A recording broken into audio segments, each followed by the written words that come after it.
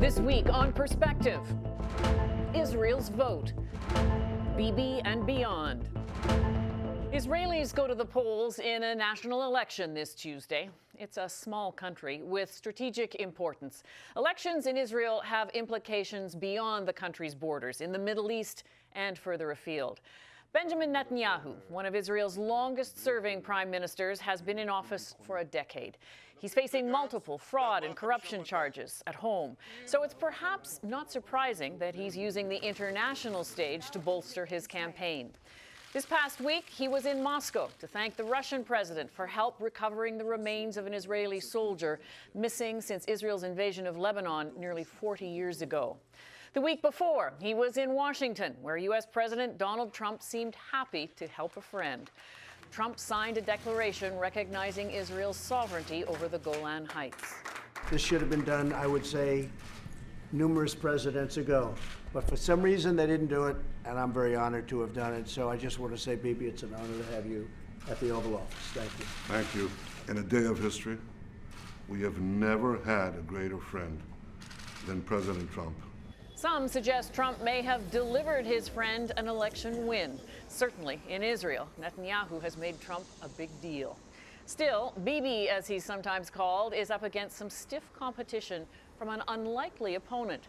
Former Army Chief of Staff Benny Gantz, a first-time politician leading a new party, has carved out significant support among centrist voters, in some polls outpacing Netanyahu. The thing is, there are dozens of political parties running in this election, and the country's next prime minister won't necessarily be the leader who wins the vote on Tuesday. It will be the leader who can cobble together the strongest coalition.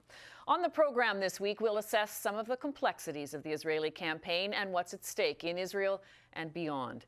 We'll also take a look at the issue that's not being talked about much in this campaign, Israeli-Palestinian relations. But we begin on the ground in Tel Aviv with Lahav Harkov, a senior contributing editor with the Jerusalem Post, and she's been covering the campaign.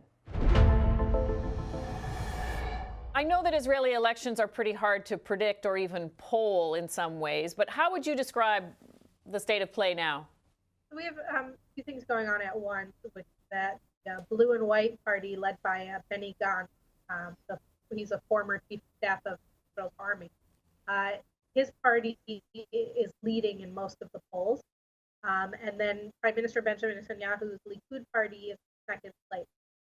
However, it looks very likely that Netanyahu will remain prime minister, because if you divide up the parties into blocks, a right-wing bloc and a centrist and left-wing bloc, the right-wing bloc is larger. And most of the parties in that bloc have said that they're committed to standing with Netanyahu, forming a coalition with Netanyahu. And so it looks like Netanyahu will have an easier path to forming a coalition and will be able to remain prime minister in that way. This has been described by some as a referendum on Netanyahu. Is that the case, do you think? Yes, I think that's true, but I also think it's not the first time, because Netanyahu has been prime minister now for 10 years, in addition to a 3-year stint in the 90s.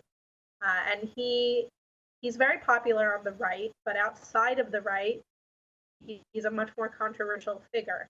And it sort of reached a point in Israel where he's become a love him or hate him figure. There's very few people who are neutral on him. So given that scenario, how has Benny Gantz, whose party, as you suggest, is leading in the opinion polls, how has he positioned himself? So Gantz and his party has positioned itself as centrist, really. Their slogan has been, there's no right, there's no left, there's just Israel, which in of itself is meaningless. But as far as the people that he's brought into his party, some come very solidly from the right. There's Bogi Ya'alon, who was another IDF chief of staff and was defense minister under Netanyahu for years. And there were other top Netanyahu aides. So those are people really from the right. And then they have some people who are much more identified with the left, including the chairman of the National Labor Union. So they're a little bit all over the place. One of the sort of components of the party has been Israel's big centrist party for the past 6 years or so. They're called Yesh Atid. And their platform is mostly made up of Yesh Atid's positions. So they're positioning themselves as the center. The Israeli left has gotten smaller over the last few elections. And so that's sort of a safer place for them to be, certainly electorally. And they are trying to attract votes from the moderate right, from people who may have voted Likud in the past, but don't want to vote for them now for various reasons. They're really focusing, for example, on the corruption investigations against Netanyahu. Blue and White has been trying to use that to their advantage as much as possible. But from the way you describe it, it seems Netanyahu doesn't really seem to be wearing those corruption allegations. Well, we've been hearing about them for years now, and details leak to the press every few weeks. It's sort of been a nonstop background noise. And by background noise, I don't mean that it's not important, but just that there's fatigue.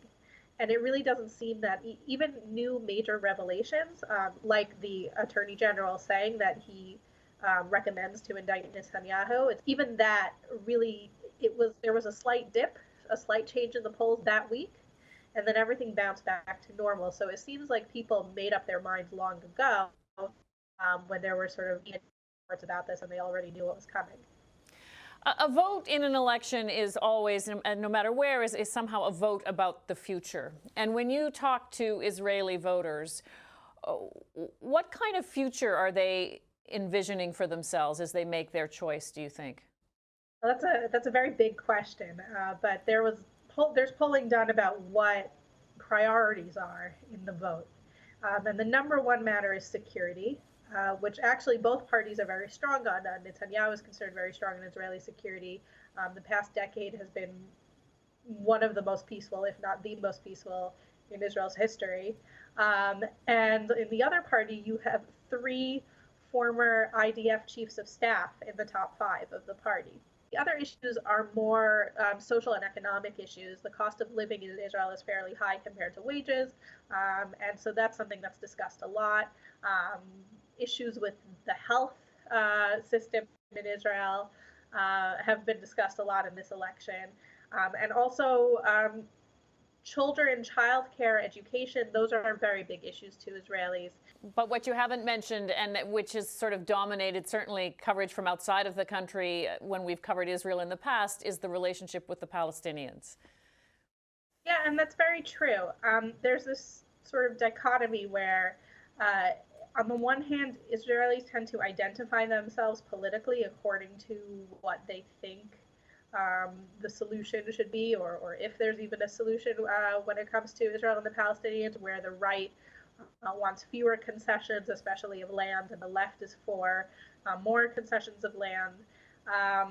And that's how those labels sort of are allocated in Israel. But at the same time, it's not a top issue, and I think it shows a level of skepticism that anything's going to change in the near future. And that's even more notable considering that U.S. President Donald Trump plans to present some kind of peace plan probably in the coming weeks. And despite that, Israelis don't think it's going to go anywhere. Thank you very much for your perspective on this. Thank you.